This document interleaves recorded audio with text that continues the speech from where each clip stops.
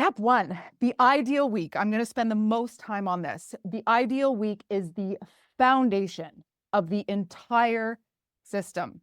It is home plate, home base, the foundation. And when things go awry, it is your map back home. Because often, how many times have you ever gotten back from a vacation or gotten back from a certain, like a period of life where things are just like, woo, all around. Things are crazy at work. Things are crazy with family. So many of you are sandwiched in between aging parents, kids, grandkids. And that's like, what's my baseline here? Generally, our first reaction is, I need to do another diet. And that's actually not the correct thing. We generally lean to that, I've found in so many women that I've coached, because it's tangible. We can count calories. We can count those things. And oh, by the way, if we just tighten things up, we're going to be right back on track. That's generally not the most successful way. I've not seen it be the most successful way in all of the women I've coached and all the women in my app. What we're actually really looking for is an anchor. So I'm going to give you an anchor. I'm going to give you the tools to create that anchor for yourself. So when things go crazy, this is your way back home. It's not, how do I restrict my calories even more than I am? It is, what do I need to do to take care of myself so that when things go awry, I got me. Okay, so how to build your ideal week. The ideal week is simple. It's so simple. It's your calendar template planned in advance with your priorities blocked off. I highlight here planned in advance because one of the biggest things that I think that is self-care is when we are calm, when we are thoughtful, when we are strategic, when we're in those moments, we do the things to take care of our future selves. That is the most powerful act of self-care. We will do it for everybody else. We'll plan everybody else's lunches. We'll put everybody, but we don't do it for ourselves. And self-care to me is a verb. I love manicures and pedicures, don't get me wrong, but self-care is so much more than that. And things like this, doing them in advance when we're calm and collected, taking care of our future selves, that's like the highest form of self-care that I can ever teach or ever show anyone. So what I've shown you here is 1 week in a calendar template, 1 week. I'm going to show you as we go along, I'm going to show you building this in layers. It's going to get detailed. Again, I mentioned at the beginning, I'm showing you the details because I want to show you the layers. At the end of that, I'm going to show you a very basic version that is much less detailed because some people don't want all the details, some people don't need it.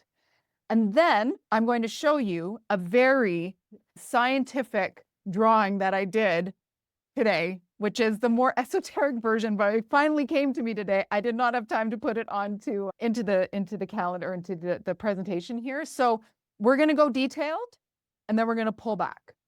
So just keep that in mind. So this is how we start building an ideal week. What would make each week the best week ever for you?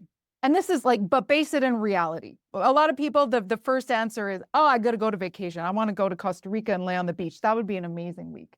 But we also have to pay bills and take care of people and have jobs and things like that.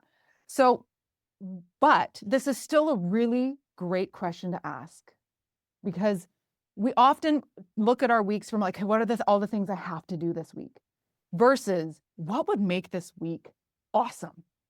How would it flow? Where would I do? When would I do them? Very important question to ask yourself. Now, again, I want to frame this though, where a lot of women, you might already be doing this. What about everyone else, our families? Oh, but there's so many people I have to take care of. Yes, I'm going to show you all of that because anyone who's worked with me will know that it makes me so sad and it pulls at my heart when a woman's health journey takes her out of her family unit. I am not a proponent of that. I'm not a proponent of people making separate meals and then their husbands and kids or whomever eating something else or me first. No, it's just me as well. So anyone who's thinking that I'm going to just like saying, well, this is all about me. No, this is you as a priority first. But we're going to wrap in all those things because those other things are actually priorities too. I'm just going to put all the pieces together. So here are some examples. We start with a week. On a weekly basis, what are the things that I want to do on a weekly basis that would make it a great week for me? So I've compiled a little list here. This is the same exercise you're going to go through. These are generally the things that are at the top of a lot of women's lists, and some that I've, compiled from all the time that I've coached. Planning my meals and macros, it's a must. Grocery shopping, important to eat. Meal prep, date night with my husband, or maybe a child. A lot of people go on dates with their kids or their grandkids. Want to watch Sally? Maybe Sally's a niece or a goddaughter, or play soccer on Tuesdays. Weekly time with my longtime best friend. I want to start doing a pottery class, for goodness sake. I want to start having a hobby. Church, another really big, important one. And then what we do is we take our week. This is just the beginning steps. This is the first layer. We take those things and we put them into a calendar. I'm using a digital calendar here. You can also do this on a paper calendar. I'm going to show you that. Actually, when I first did this 5 years ago, I did it on paper first because I liked the drawing. Now this is this is Google Calendar, and then you put something in once, you just hit repeat weekly, and then your ideal week shows up. So this is the weekly foundation. This is the first layer. Why I like to start here is because look at all the white space. Look at all the white space. So you've now added into your calendar as the basis these things that matter to you. And look at all the time left over. That's why I like to start with this, because we've got like a plate that we're painting a picture here, and we've got so much more white space that we can play with. So the thing of, I wanted to immediately dispel for you, I don't have time to meal prep. I don't have time to do the hobbies that I love. Oh, my husband and I are so busy, we can't fit in a date night. I put those in first, and look at all the space left over. Amazing. So you're not going to sacrifice anything if you put yourself in the calendar first. So let's flip any thinking that you can't belong in your calendar right now. I've shown you. Okay. Now we go to the next layer. So daily, so we've got the weekly things in there. Daily, I want to wake up early. By the way, I'm framing this for around mornings being the most productive time. But some people, I've had clients where it's like they go to the gym at 8 o'clock at night. So I'm not saying that you have to be a morning person. You could do this in the evening. Most people do it in the morning. Daily, I want to wake up early. I want to have my morning coffee, morning quiet time, work out before the day starts, shower, get ready, get a daily 30-minute walk in, and I want to eat dinner with my family every night. It's really important to me. So that's where we started. Showing you this again, that's where we started. And then we're getting a little more detailed here, a few more layers. I've also based this around a woman that works 9 to 5, because this is how I did it when I was chief of staff. I had to map it out like this. At that point, I had a 3-hour commute every day. So I get you women that are commuting. OMG, it's exhausting. I created this framework for myself back then because it gave my brain space to think about possibility. So here I've added in the weekly things, the daily elements. Let's just start with the workout. I'm getting a workout in. I want some time to get ready. Travel to work. Travel time matters. So putting in those elements will help you see where you need to give yourself some more space. How long can you actually make that workout? Those kinds of things. I put in the daily walk, because the daily walk, often we hope to get it done. It's in your calendar as an appointment. My husband and I, we don't do a date night. We actually have a daily walk in our calendar, each of our calendar every day at noon, because we both work from home, thankfully now. But the daily walk is our daily date, and it's in our calendar. We treat it like an appointment. It's our time to connect. And so there's other ways. So often you can think outside the box a little bit. Family dinner night, all these things, travel time home from work. However, if you're a woman who's retired, I'm sure you're busy though too. So a framework like this absolutely can work for you. You might be volunteering or taking classes, or you might have your grandkids on certain days, those kinds of things, that all goes in here. But then again, we start to see, we're like, okay, we're building the foundation. We're just building on the foundation here. So these are the daily things. And now I've put in here the morning time, because we're going to get to the morning rituals in a second. The morning time, that's a lot of women bypass this step. Now, actually, I was going to skip ahead and tell you how I thought about my morning time, but actually I'm going to get to that in the rituals in a second. So as you can see here, we've built this foundation where all of your elements are in place and there's nobody here that's being left out. Now, what's really important about this too is that it shows you how much capacity you have. So you've put your priorities in. You are taking care of the people you love the most are taken care of. Your date night, Sally, your grandkid, your best friend. You're going on a weekly walk with Darlene. She used to be your wine buddy, but now you're having coffee dates, coffee walk dates. All of these priorities are in here.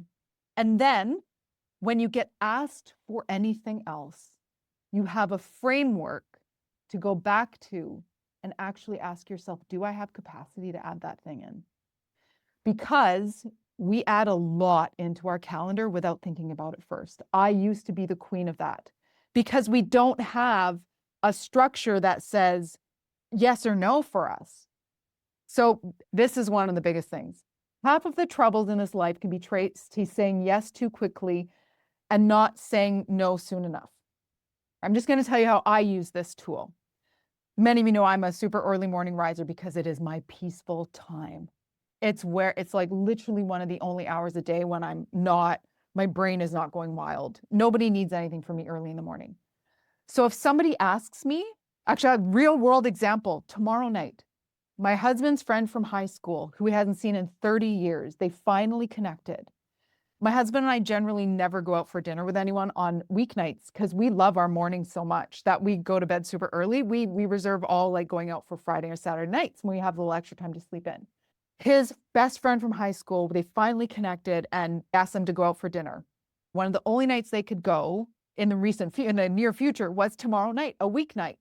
And we're not going to get to bed at our regular time. But that way, I'm like, is that something that I want to add to? Do I have capacity for that? Is it important? So with my whole heart, I was like, yeah, absolutely. We're totally going to do that. But so many of us will say yes to things so quickly without having anything to have our checks and balances.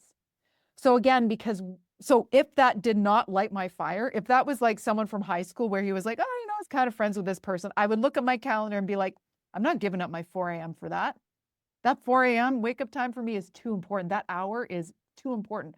I would have said no because I've just got these checks and balances for myself in place. So that's a real world example. It shows you if you have capacity to take something on. Can you be on that cupcake committee? Can you do that volunteering? Does it light your fire? This is how we check ourselves. That's why this framework, on top of seeing yourself in your priorities, is so important. Now, also, people will also ask, why do I need to put my workout in my calendar at 6 in the morning? Nobody's going to want to book a meeting with me. Like, come on. Visual feedback is one of the most powerful ways to reframe our brain and to get it to understand that we're in a new process. Also, the power of writing. But visual feedback is gold in rewiring your brain. So seeing your workouts in your calendar every day tells your brain over and over and over that this is important, this is important, this is important. Then it becomes second nature. My meal prep is important. It becomes second nature. Also, you can see I put meal prep on Friday mornings. I do my meal prep on Friday mornings because I want my weekends free to do the things that I want to do. So again, this helps you like look at where you've got white space. And it's like, oh, could I actually put this thing that I normally do in the evening in the morning? And then you got a free evening. So it allows you to see maybe where you can like think a little bit differently. Okay, I'm going to move on for the sake of time. Okay, now this one is really detailed. And everyone, I'm going to pull back after this. So don't get too worried about all the detail in here. I've put in my meal plan, my meals here. I started doing this when I was in the depths of my first cut, because part of doing a transformation process, if you have to do a fat loss phase, not everybody does, not everybody wants to, that's great. But if you are in a fat loss phase, hunger management is a big thing. Most of us go through a fat loss phase, white knuckling it, not knowing when our next meal is, not having a plan. And we're holding on, we're out because we didn't have a plan. So what I did when I was in the depths of one of my hardest cuts was I put my meals in my calendar because it gave my brain the knowledge that you got food coming. Don't worry, you have your next meal in an hour, drink some tea, drink some coffee, because the negotiation when we're white knuckling a diet phase is exhausting. There's a lot of hunger that comes in a diet phase. There's a lot of negotiation. This just helps you, gives you a tool, again, that visual feedback for your brain to be like, oh, okay, I'll loosen the strings here a little bit because, okay, I know there's a meal coming. Okay, I can work with you. The brain that wants to be in charge and protect you is like, we can work with this. It loosens up. And then you're free to think about other things. So now that I'm not in a fat loss phase, I still do this because I am an expert at bowling over my meal times. I get into stuff, I'm like, oh, just 10 more minutes, 10 more minutes, 10 more minutes. And then I've missed my meal time and I'm ravenous. And that to me is just not taking care of myself. So by putting in my meal times now, it makes me eat. So, and also if you're in a build phase, why this is also important, if you're in a build phase where you often might lose your hunger cues, this reminds you to eat. So all your food doesn't get packed to the end of the day. So I just found this to be an incredibly useful tool. So many of my clients did it, and it was a game changer. I put them in there every 3 hours. My meals are in there. I'm like, that's gold. So again, this is really, really detailed, but I'm just showing you literally the exact map that I used on myself and that I've used with like my most successful clients. So I didn't want to leave anything out. Now, like I promised, pulling back. This is a very simplified version because not everybody needs that detail, but I highly, highly suggest having some form of this. So I've put in here, as you can see, my training time, grocery shopping, meal prep, date night, family dinner time, lunch break, which can also be your walk time. So this is a very simplified version. If you're new to, obviously, if you're like brand new to calendar, using your calendar like this, start maybe with something like this. That's completely okay. But this, again, the framework just helps to give yourself an anchor. And also the negotiation that I mentioned before, that shows up everywhere. When am I doing my training? Oh, I'm just going to do all these things first. I'm going to do all these errands, and then I'm going to do my training. Before you know it, you're stuck in traffic. You left your meal at home. You didn't have any food prepped. You're hungry. You're cranky. And then you just go home and you're like, oh, okay, I'll start tomorrow and I'll have that bottle of wine. That was like my go-to. Like, that was me. And so again, now I've got to find a way to figure out how to show this to you all. This is a different version. I can't believe that I'm letting this be recorded, but some people think in bubbles. So I have in the center here, me and the different parts of me. Health and wellness. This is like our mental health, our physical health, obligations and work. My handwriting is terrible. Please don't hate me for it. Because we text so much, my handwriting's terrible. I'm so sorry. And then we have here people I love. That can also be community. And then flex. We have parts of us that are flexible. Sometimes we have to work a little bit more. Sometimes we have to rest a little bit more. So, and then each of these wheels represents a day of the week. So some people like to think in themes, which I've found this to also be very powerful. So it's like Monday, each day of the week has a theme. Monday is that's when you get all your appointments and your calls and the stuff you put off, appointments with your accountant, doctors, blah, blah, blah. That's Monday is like appointments and phone calls. Tuesday is the day that you get everything ready for everyone else. It's a day protected where you get everything ready for everyone else. That's the theme. Wednesday, you meal plan and you grocery shop. Thursday is like your cooking day. Friday, I'm just making this stuff up, by the way. You can do whatever you like. But Friday is your meal prep and your weekly cleanup. Saturday is the day that you fill your cup. So like I showed you previously, that's the day you have your coffee date with your friend Darlene, and you go to your pottery class. And then Sunday is your rest day. Now that doesn't mean you don't have to work out, but it's your mental rest day. It's a day where you just maybe you go on an extra long bike ride with your husband or your grandkid or whatever. You go to the gym, but there's nothing in that day that doesn't like just give you breadth. So a lot of people like to think in themes. This is also another completely okay way to do it.